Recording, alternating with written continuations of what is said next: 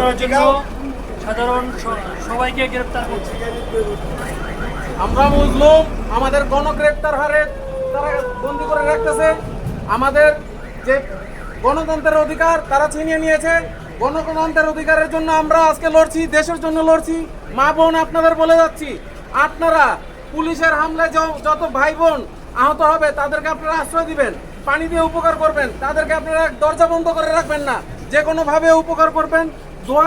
দোহাই করে হলেও পুলিশদের কাছ থেকে আপনারা তাদেরকে রাখবেন। এবং আমরা দেশের জন্য, দেশের স্বার্থের জন্য, জনগণের জন্য, জনগণের ভাতের অধিকারের জন্য, জনগণের ভোটের অধিকারের জন্য, সব কিছুর জন্য আমরা লড়ে যাচ্ছি। আমরা কোনো অন্যায় করছি না, আমরা গণতন্ত্রের মুক্তিকামী জনতার জন্য আমরা লড়ে যাচ্ছি। অবশ্যই লড়ে যাব। বাংলার যত মুক্তিকামী জনতা আছে সকলেই মাঠে থাকবেন এবং এই ফ্যাসিবাদ সরকারের বিরুদ্ধে আপনারা রুখে দাঁড়াবেন। যেভাবে আপনারা 7 জানুয়ারি ভোটের বিজয় করিয়েছেন, 2% ভোট, আপনারা ঘরে ঘরে নীরব বিদ্রোহ করে তুলবেন। ঘরে ঘরে নীরব বিদ্রোহ করে তুলে এই সরকারকে হটাতে হবে। এই সরকার একদলীয় সরকার কায়েম করে রেখেছে। বাংলাদেশের সকল মানুষের দায়িত্ব হয়ে দাঁড়িয়েছে, সকলের দায়িত্ব, আমাদের একার দায়িত্ব নয়, আপনাদের সকলের দায়িত্ব।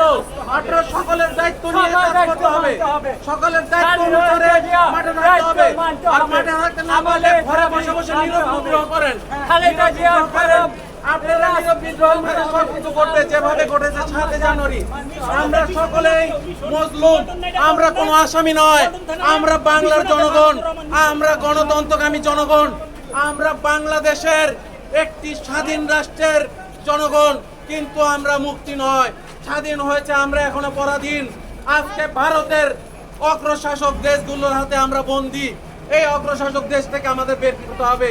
এই বাংলাদেশের মধ্যে অগ্রশাসক দেশ ভারত আরেকটি বর্ডার তৈরি করবে, রেল পথ শুরু করে। এই রেল পথের মাধ্যমে বাংলাদেশের মধ্যে আরেকটি বর্ডার গার্ড তৈরি হবে। আমি বাংলাদেশ তিসরি ইনসাফ দলের চেয়ারম্যান মোহাম্মদ মিনহাজ প্রধান বলছি, আপনারা সকলেই এই রেল বাংলাদেশে চলতে দিবেন না। বাংলাদেশের মধ্যে মরহুম আব্দুল হামিদ খান ভাসানী সাহেব পূর্ণ মানচিত্রের জন্য লড়ে গিয়েছে। পূর্ণ মানচিত্র এখনো বাংলাদেশে পায় নাই।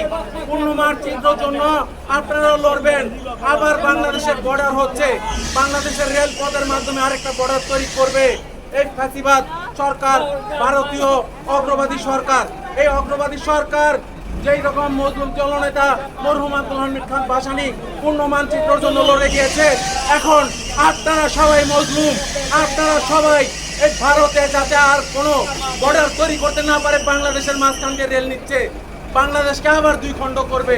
এই বাংলাদেশ থেকে এই মজলুম আপনারা বিতাড়িত করবেন, ভারতীয় অগ্রশাসক বিতাড়িত করবেন। আমি বাংলাদেশ তিসরি ইনসাফ দলের চেয়ারম্যান মোহাম্মদ মিনহাজ প্রধান আপনাদের বলছি, আপনাদের দায়িত্ব, আপনাদের সকলের দায়িত্ব, আপনাদের সকলের দায়িত্ব অনুসারে বাংলাদেশ থেকে অগ্রবাদী দেশ ভারতের যত পণ্য আছে আপনাদের বয়কট করতে হবে।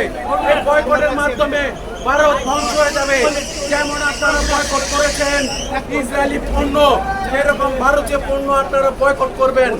আমি আপনাদের বলে যাই, মজলুম জননেতা যেভাবে পূর্ণ মানচিত্রের জন্য লড়েছেন, আপনারা এখন থেকে পূর্ণ মানচিত্রের জন্য লড়ুন। আপনারা না লড়লে হবে না, আপনারা আবার লড়বেন, সব কিছুই ঘটবে। আপনাদের মাধ্যমে আরেকটি নীল সবুজের স্বাধীন বাংলা পাবো। আমরা স্বাধীন হয়েছি, এখনো স্বাধীন নই। গণতন্ত্রকামী জনতা আপনারা জেগে উঠুন। বাংলার জনগণ কখনোই বৃথা যায় নাই। 52 বছর আন্দোলনেও বাংলার জনগণ বৃথা যায় নাই, বাংলার 71-ও কখনো বৃথা যায় নাই। আজকে অগ্রশাসক ভারতের হাতে আমরা জিম্মি, এই জিম্মি থেকে আমাদের বের হতে হবে। এই জিম্মি থেকে বের হতে হলে আপনাদের অবশ্যই সহযোগিতা দরকার। আপনাদের মাঝে থাকতে হবে। আপনারা ঘরে ঘরে নীরব বিদ্রোহ করে তুলুন। ভারতীয় অগ্রশাসকের সকল পণ্য বয়কট করুন। সকল পণ্য বয়কটের মাধ্যমে ভারত অগ্রশাসক ধ্বংস হবে।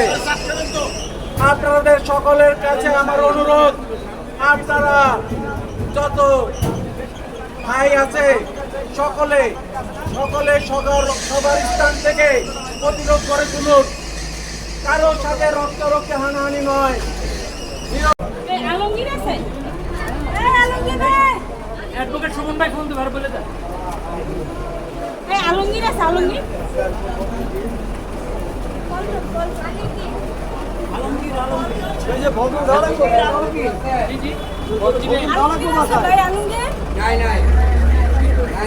হৃদয় আছে নাকি দেখতে হৃদয় হৃদয় হৃদয় আছে না হৃদয় নাই নাই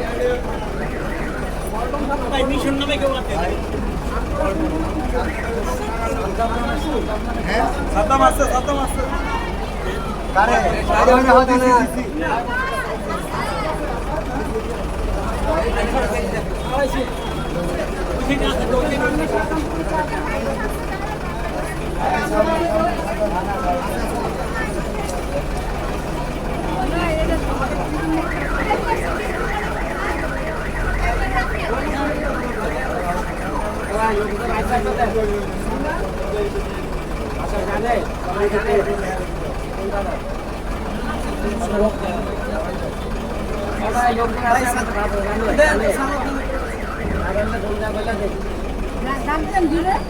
গণগ্রেফতার চালাচ্ছে সারা বাংলাদেশে তার ক্ষমতা